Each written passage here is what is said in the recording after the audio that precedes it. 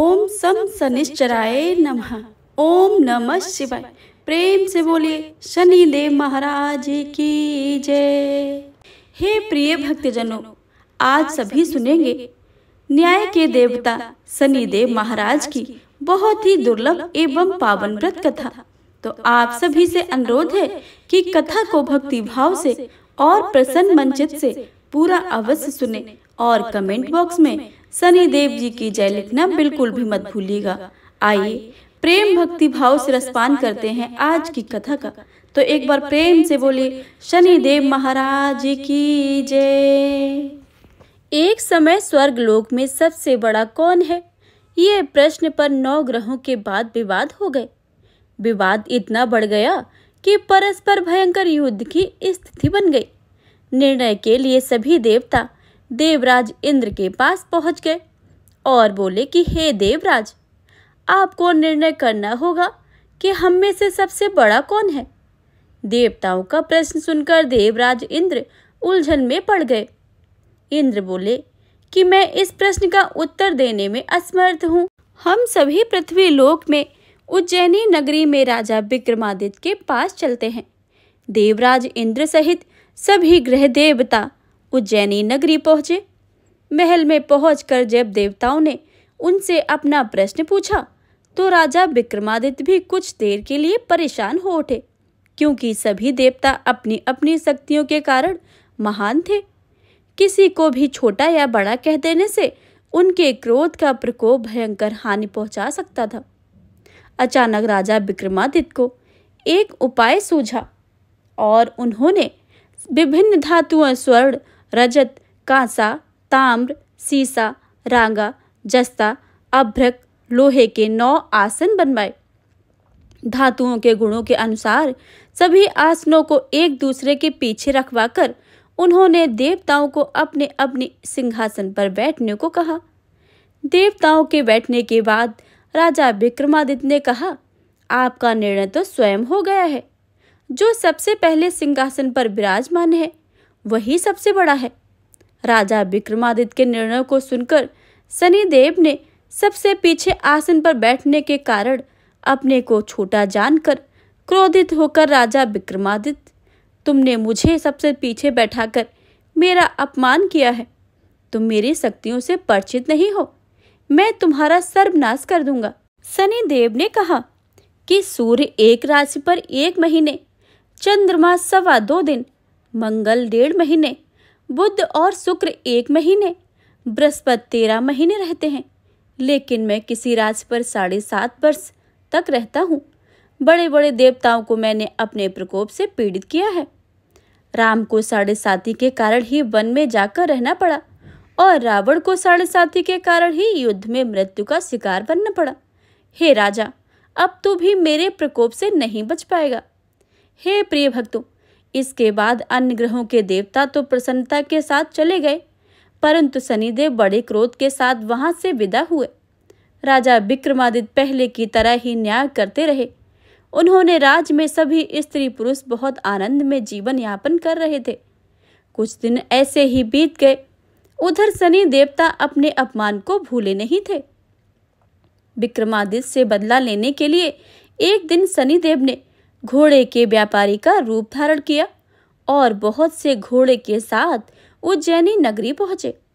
राजा विक्रमादित्य ने राज्य में किसी के घोड़े के व्यापारी का आने का समाचार सुना तो उन्होंने अश्वपाल को कुछ घोड़े खरीदने के लिए भेजा।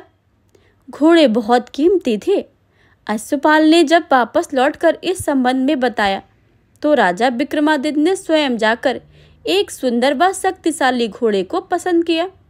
घोड़े की चाल देखने के लिए राजा उस घोड़े पर सवार हुए तो यह घोड़ा बिजली की तरह गति में दौड़ पड़ा।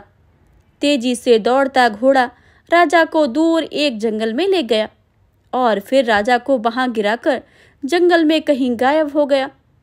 राजा अपने नगर को लौटने के लिए जंगल में भटकने लगे, लेकिन उन्हें लौटने का कोई रास्ता ही नहीं मिल रहा था। राजा को भूख प्यास लग रही थी। बहुत घूमने पर उन्हें एक चरवाहा मिला। राजा ने अब पानी मांगा। पानी पीकर राजा ने उस चरवाहे को अपनी अंगूठी दे दी। फिर उससे रास्ता पूछकर वह जंगल से निकलकर पास के नगर पहुंचा। राजा ने एक सेठ की दुकान पर बैठकर कुछ देर आराम किया। उस सेठ ने राजा से बातचीत की तो राजा ने उसे बताया कि मैं उज्जैनी नगरी से आया हूँ। राजा के कुछ देर दुकान पर बैठने से सेठ जी की बहुत बिक्री हुई। सेठ ने राजा को बहुत भाग्यवान समझा और खुश होकर उसे अपने घर भोजन के लिए भेज दिया गया। सेठ के घर में सोने का एक हार खूंटी पर लटका हुआ था। राजा को उस कमरे में छोड़कर सेठ कुछ देर के लिए बाहर गया। तभी एक आश्चर्यजनक घटना घटी। राजा के देखते देखते सोने के उस हार को खूंटी निगल गई। सेठ ने कमरे में लौटकर हार को गायब देखा तो चोरी का संदेह राजा पर ही किया, क्योंकि उस कमरे में राजा के अकेला ही बैठा था। सेठ ने अपने नौकरों से कहा कि इस परदेसी को रस्सियों में बांधकर नगर के पास लेकर आओ। राजा ने विक्रमादित्य से हार के बारे में पूछा तो उसने बताया कि उसके देखते ही देखते खूंटी ने हार को निगल लिया था। इस पर राजा ने क्रोधित होकर चोरी करने के अपराध में विक्रमादित्य के हाथ पैर काटने का आदेश दे दिया। राजा विक्रमादित्य के हाथ पैर काटकर उसे नगर की सड़क पर छोड़ दिया गया। कुछ दिन के बाद एक तेली उसे उठाकर अपने घर ले गया और उसे अपने कोलू पर बैठा दिया। राजा आवाज देकर बैलों को हाँकता रहता। इस तरह तेली का बैल चलता रहा और राजा को भोजन मिलता रहा। शनि के प्रकोप के 7.5 पूरे होने पर वर्षा ऋतु प्रारंभ हुई। राजा विक्रमादित्य एक रात मेघ मल्लाहर गा रहे थे। तभी नगर के राजा की लड़की राजकुमारी मोहिनी रथ पर सवार उस तेली के घर में पहुंच गई। उसने मेघ मल्लार सुना तो उसे बहुत अच्छा लगा और दासी को भेजकर गाने वाले को बुला लेने को कहा। दासी ने लौटकर राजकुमारी को अपंग राजा के बारे में सब कुछ बता दिया। राजकुमारी को उसके मेघ मल्लाहर से बहुत मोहित हुई, अतः उसने सब कुछ जानकर भी अपंग राजा से विवाह करने का निश्चय कर लिया। राजकुमारी ने अपने माता पिता से जब यह बात कही तो वो हैरान रह गए। रानी ने मोहिनी को समझाया, बेटी, तेरे भाग्य में तो किसी राजा की रानी होना लिखा है, फिर तू इस अपंग से विवाह करके अपने पांव पर कुल्हाड़ी क्यों मार रही है। राजकुमारी ने अपने जिद पर ही अड़ी रही। अपनी जिद पूरी करने के लिए उन्होंने भोजन करना छोड़ दिया और प्राण त्याग देने का निश्चय कर लिया। आखिर राजा रानी को विवश होकर अपंग विक्रमादित्य से राजकुमारी का विवाह करना पड़ा। विवाह के बाद राजा विक्रमादित्य और राजकुमारी तेली के घर में रहने लगे। उसी रात स्वप्न में शनिदेव ने राजा से कहा कि राजा, तुमने मेरा प्रकोप देख लिया, मैंने तुम्हें अपने अपमान का दंड दिया है। राजा ने शनिदेव से क्षमा करने को कहा और प्रार्थना की, हे शनिदेव महाराज, आपने जितना दुख मुझे दिया है किसी अन्य को न देना। शनिदेव ने कुछ सोच समझ कर कहा, राजा, मैं तुम्हारी प्रार्थना स्वीकार करता हूँ। जो कोई स्त्री पुरुष मेरी पूजा करेगा, शनिवार को व्रत करके मेरी व्रत कथा सुनेगा, उस पर मेरी अनुकंपा बनी रहेगी। प्रातःकाल राजा विक्रमादित्य की नींद खुली तो अपने हाथ पैर देखकर राजा को बहुत खुशी हुई। उसने मन ही मन शनिदेव को प्रणाम किया। राजकुमारी भी राजा के हाथ पैर सही सलामत देखकर आश्चर्य में डूब गई। तब राजा विक्रमादित्य ने अपना परिचय देते हुए शनिदेव के प्रकोप की सारी कहानी सुनाई। सेठ को जब इस बात का पता चला तो दौड़ता हुआ तेली के घर पहुंचा और राजा के चरणों में गिरकर क्षमा मांगने लगा। राजा ने उसे क्षमा कर दिया, क्योंकि यह तो सब शनिदेव के प्रकोप के कारण ही हुआ था। सेठ राजा को अपने घर ले गए और उसे भोजन कराया। भोजन करते समय वह एक आश्चर्यजनक घटना हुई। सबसे देखते देखते उस खूंटी ने हार उगल दिया। सेठ जी ने अपनी बेटी का विवाह भी राजा के साथ कर दिया और बहुत से स्वर्ण आभूषण, धन आदि देकर राजा को विदा किया।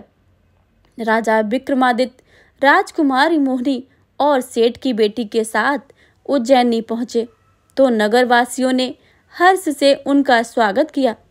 अगले दिन राजा ने पूरे राज्य में घोषणा करवाई कि शनिदेव सब देवों में श्रेष्ठ हैं, सर्वश्रेष्ठ हैं। प्रत्येक स्त्री पुरुष शनिवार को उनका व्रत करे और व्रत की कथा को अवश्य सुने। राजा विक्रमादित्य की घोषणा से शनिदेव बहुत प्रसन्न हुए। शनिदेव का व्रत करने वाले और व्रत की कथा सुनने वाले के कारण सभी लोगों की मनोकामनाएं शनिदेव की अनुकंपा से पूरी होने लगी। सभी लोग आनंद पूर्वक रहने लगे। हे शनिदेव महाराज, जैसे अपने राजा की सारी मुसीबतों को टाला है, वैसे ही आपकी इस कथा को सुनने वाले, कहने वाले और हुंकार भरने वाले सब पर अपनी कृपा की दृष्टि बनाए रखना। सबको सुख शांति देना, सबके जीवन में खुशियां भर देना।